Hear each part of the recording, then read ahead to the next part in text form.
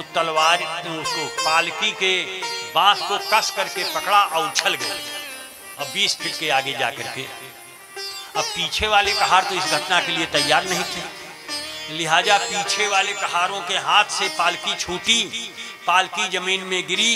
राजा को थोड़ा चोट आई, क्रोध भी आया। पर्दा उघाड़ करके देखा ये कहार बदमाशी कर रहा है तो हट्टा कट्टा। तो राजा ने उलाहना दिया, अहो भ्रातः न युवा न संहननांगो जरसा च उपद्रुतः। अरे भाई, तुम्हारी कोई गलती नहीं है, जो तुम पालकी ढोने में गड़बड़ी कर रहे हो इसमें तुम्हारी कोई गलती नहीं है। न तो तुम नौजवान हो, न तो तुम हट्टे कट्टे ही हो, और ऊपर से बुढ़ापे ने तुम्हें अलग से दाब रखा है। ये व्यंग्य कर रहा है राजा। तब भरत जी ने जवाब दिया, राजन,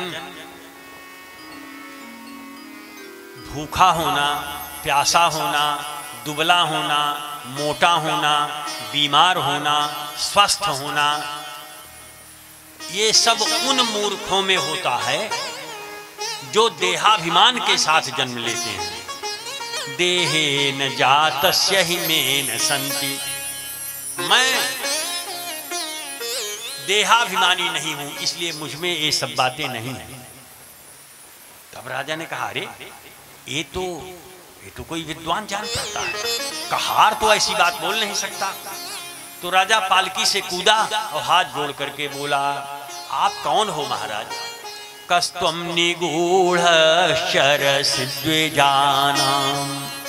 बिभर्षि सूत्रम कतमोवधूतः।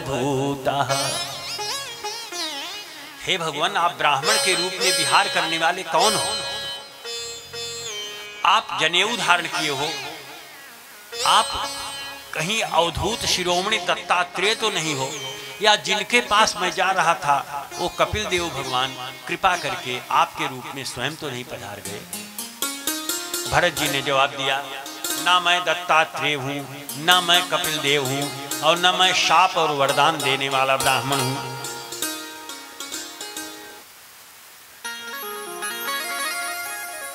तब राजा रघुगण ने प्रश्न किया कि भगवान, आप कहते हो कि न मैं दुबला हूं, न पतला हूं, न भूखा हूं, न प्यासा हूं, न थका हूं, लेकिन ये बात मुझे समझ में नहीं आई। मैंने देखा है युद्ध करने में शरीर थक जाता है और उस समय जीव बोल पड़ता है कि अब मैं थक गया, जबकि थकान से जीव का कोई मतलब नहीं है। आग में बटलोई चढ़ी हुई है, चूल्हे की आग से बटलोई गर्म हुई, बटलोई की गर्मी से अदहन गर्म हुआ, अदहन की गर्मी से चावल पक गया, जबकि चावल और चूल्हे की आग दोनों के बीच में कोई सीधा संबंध नहीं है। अतः जीव को, जीवात्मा को शरीर में होने वाला कष्ट अनुभव होता ही है, यह बात यथार्थ है। और फिर आप कैसे कहते हो कि मैं थका नहीं हूं, मैं बूढ़ा नहीं हूं, मैं जवान नहीं हूं? तब महाराज भरत जी ने उससे कहा, चलो उस चबूतरे के नीचे। और फिर उसको उपदेश देते हुए बोले, हे रघुगण, तुम हो तो बड़े मूर्ख, लेकिन बातें लंबी चौड़ी कर रहे हो। मेरे सामने लंबी चौड़ी बतकही करने से मैं तुमको विद्वान नहीं मान लूंगा। सुनो, जब तुमको इतना भी तमीज नहीं है कि आग, चूल्हा, बटलोई, अदहन और चावल, ये सारे उदाहरण ब्रह्म पर लागू नहीं होते। ब्रह्म अनिर्वचनीय है, वाणी के द्वारा ब्रह्म का व्याख्यान कथमपि हो ही नहीं सकता। इतना भी तुम्हें मालूम नहीं है? और पुस्तकें पढ़ने से, वेदों का अध्ययन करने से, और तपस्या करने से, और यज्ञ करने से, सन्यासी हो जाने से ब्रह्म का ज्ञान नहीं होता। रहुगणैत तपसा न याति न चेज्जया निष्क्रमणाद् गृहाद्वा न छंदसा नैव जलाग्नि सूर्यैर बिना महत्पाद रजोभिषेकम। तपस्या करने से, अध्ययन करने से, यज्ञ करने से, सन्यासी हो जाने से ब्रह्म ज्ञान नहीं होता।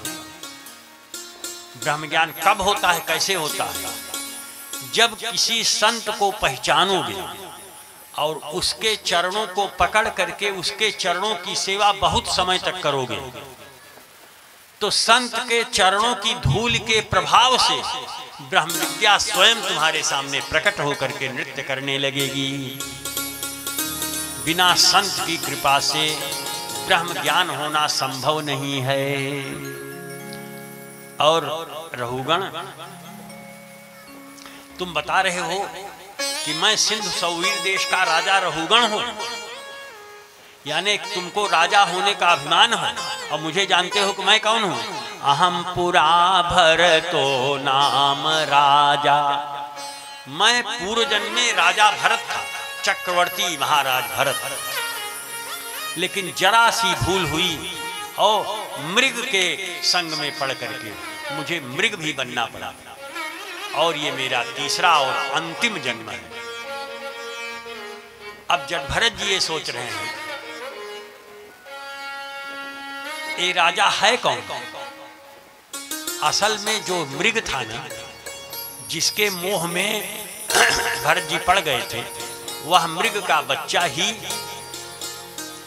जब प्राण त्यागने लगा तो उसे भरत जी की याद आने लगी। मेरे पालनहार भरत जी कहाँ हैं?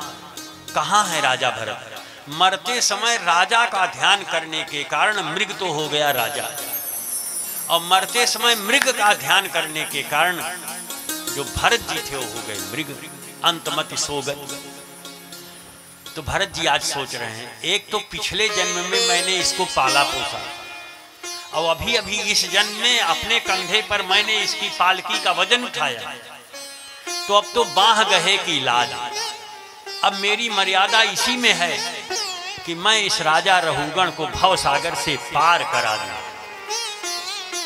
इसी वजह से राजा रहुगण को भरत जी ने तत्व ज्ञान का उपदेश किया। राजा रहुगण प्रश्न पूछता चला जाता है, जड़ भरत जी सारे प्रश्नों का समाधान करते हैं। और सारे इस सत्संग का निचोड़ क्या निकल करके आया कि मनः परम कारण मामनन्ति। सारे खुराफात का कारण यह मन है। इस मन की सामर्थ्य बड़ी जबरदस्त है। इस मन में वह शक्ति है जो किसी देवी देवता में नहीं। सच पूछो तो मन भगवान का स्वरूप ही है। मन अगर तुमने कंट्रोल कर लिया तो यही मन तुम्हें भगवान के सामने खड़ा कर देगा, और यही मन इसको अगर तुमने निरंकुश छोड़ दिया तो यही 84 लाख योनियों में तुम्हें भटकाएगा। इसलिए अपने मन को पहचानो, और पहचान करके धीरे धीरे इसे अपने वशीभूत करो। तोरा मन दर्पण कहलाए, तोरा मन दर्पण कहलाए। भले बुरे सारे कर्मों को देखे और दिखाए, तोरा मन दर्पण कहलाए, तोरा मन दर्पण कहलाए। भले बुरे सारे कर्मों को, भले बुरे सारे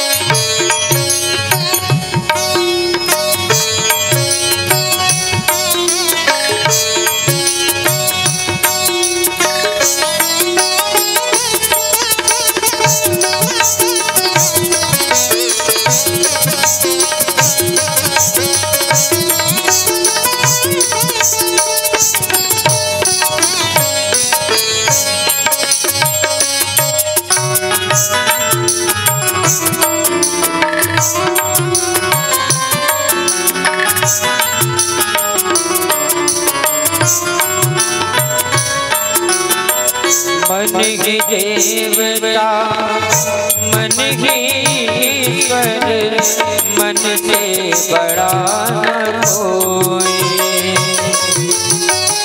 मन ही देवता मन ही ईश्वर मन से बड़ा न कोई। मन उजियारा जब जब फैले मन उजियारा जब जब फैले जग उजियारा होए। इस उजले दर्पण पर प्राणी इस उजले दर्पण पर प्राणी भूल ना जमने पाए। तोरा मन दर्पण कहलाए तोरा मन दर्पण कहलाए।